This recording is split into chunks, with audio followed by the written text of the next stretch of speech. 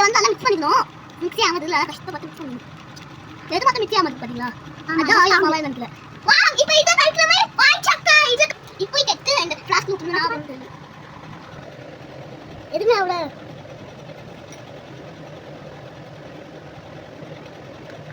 நான் அது பாத்து துப்பு வந்து போறப்போ ஒண்ணுமே அவள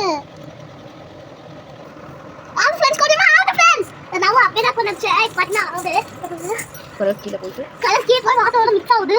அப்பதான் வாழாதுன்னு அவளுக்கு அப்பதான் வா ஃப்ரெண்ட்ஸ் நான் கண்காணவே பார்த்துருக்கல. இப்போ அப்படியே கோழியத்தோட கலர் மலையுது.